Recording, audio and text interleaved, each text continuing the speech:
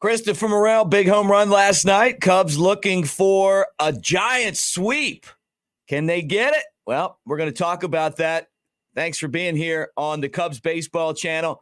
I'm Mick Gillespie. Before we talk about the Cubs and the Giants and anything else going on in Cubs land, across Cubs Nation, feeling pretty good about life right now. Make sure that you like and subscribe and be part of our channel.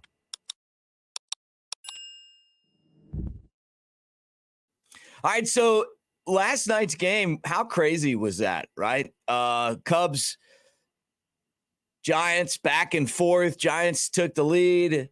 Cubs came back. It was like 3-0, and then all of a sudden it was 4-3, and then it was 6-4 Giants. And then the Cubs came back, and Seiya Suzuki with the home run, and then, you do everything else that you got to do. And Christopher Morel hit the big bomb, and it wasn't pretty. I mean, it just wasn't. It was one of those games where you're going, okay, is this not going to turn out? But it's a Wrigley game, and it's a game for two teams that are late in the season, and they're both very slim on pitching. You felt that way last night as far as that game went.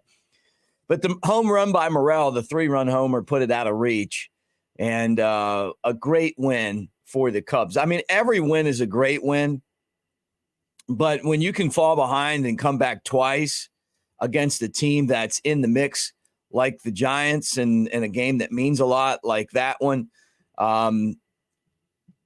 big stuff, right? 11-8 final. And it's really significant because the Cubs, for the first time, are 11 games over 500, 75-64. So for a team that was just about to sell at the deadline, these guys, they just continue to get it done. It's so exciting to see the way that they're playing. And, last night definitely wasn't a game that when you look back, you go, oh, you know what? Everything went their way, but they just figured out how to get it done. And so, that's pretty exciting when you talk about, the run that they're making right now to the postseason. So on the show, we'll talk about that. We'll look at the standings and we'll preview today's game. Also, a couple shows that I do want you guys to check out. Still, everyone kind of pouring in all their tributes to Jimmy Buffett. I did a 5:00 toast on here. We talked about the significance that he had with the Cubs, Wrigley Field, that goes all the way back to the 70s and 80s. So just hate that we lost Jimmy Buffett. And I wish I would have seen him play at Wrigley Field. Well, Wrigley Field today at 1:20, the Cubs and the Giants wrap up this 3-game series. It's the last time that the Cubs and the Giants will play this year. And the pitching matchup looks pretty good. Alex Wood, who's 5-4 with a 4.35 ERA, is going to pitch for a really strapped Giants team. And you can feel it that they're on fumes right now. And Jordan Wicks getting his third start. Look at those numbers, 2-0 record and a 1.80 ERA for the left-hander. He has done fantastic in 2 starts on the road, so he'll make his Cubs Wrigley Field home debut today at 1:20. So that'll be a lot of fun, and we'll be keeping a close eye on this. Let's talk about the Central Division race because the Cubs are proving that they're still alive. Now, they didn't get any help from the Pirates yesterday, right? They did a couple of days ago, but they're putting a lot of pressure on Milwaukee. I mean, Milwaukee is in a spot where they have to win just about every day, not to feel a lot of heat from the Cubs. And don't forget, at the end of the season, the last 3 games will be against these two teams. And one of you guys in the comment section was talking about me saying, hey, if it's 2.5 games, and I've spent so much time in the Cubs minor league system, so I forget sometimes that the rules are a little different in the big leagues and that you're going to play out your games. They don't do that in the minors. So you'll lose some games along the way, and you could end up being a half a game difference. But they'd make Milwaukee play. Obviously, they just play when the Cubs are off. But or could have a doubleheader or whatever. But they're going to play those games out, and it'll be, like it should be, no half a games at the end of the season. So I'm not counting the Cubs out of the Central Division race. I mean, look at that. Cubs are just 2 games back in the win column, 3 games back in the loss column, and they have 3 games left. So we'll be keeping an eye on that. But if you're the Cubs, you really you can't, worry about that too much. Being 2.5 games back is great. But you got to worry about the teams at hand. And, we'll take a look here at the wild card standing. And the reason I say that is that they're in the midst of playing wild card teams. And when this series started, let's not forget the Giants were in a 4-way tie for the last wild card spot. So the Cubs have beaten them back 2 games behind now, the Giants, but it was a 4-team mix, all tied between the Reds, the Marlins, the Diamondbacks, and the Giants. The Diamondbacks lost yesterday to the Rockies 3-2. The Miami Marlins have won 5 in a row, so they're pushing now, and Cincinnati holds that spot by a half a game. So a lot's changed in just a couple of days as far as the wild card standings. But Philadelphia, just a game and a half ahead of the Cubs for that top wild card spot.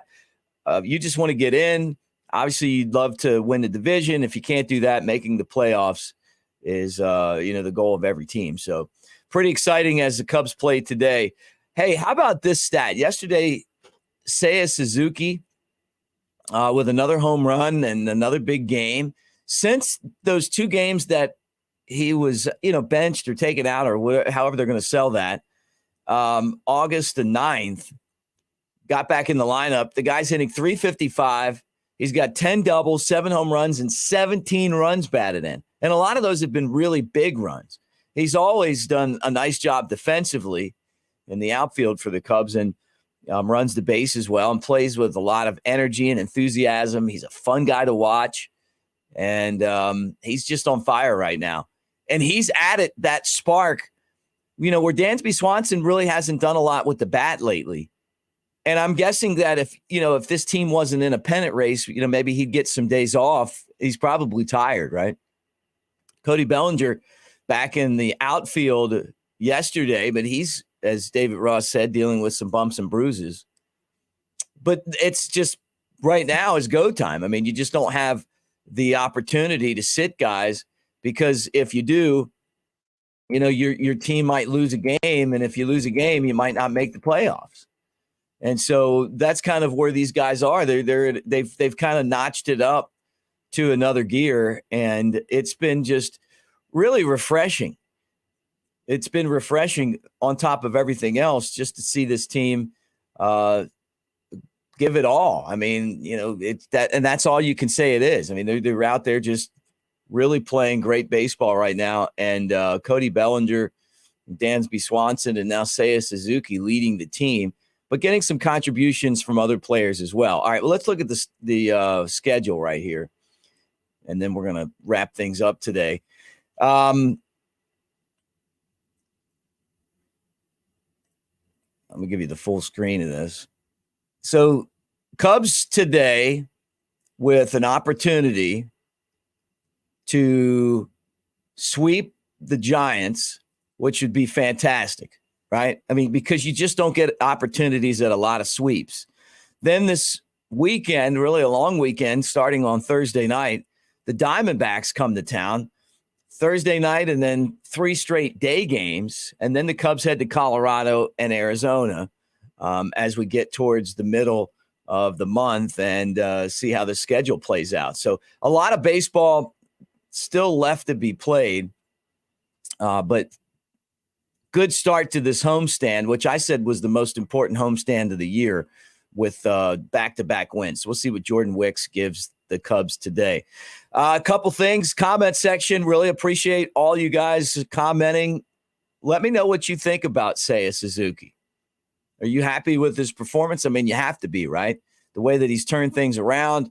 I love watching him clown with the rest of his teammates in the dugout. I love the fact that he brings, that Japanese style and intensity to the game.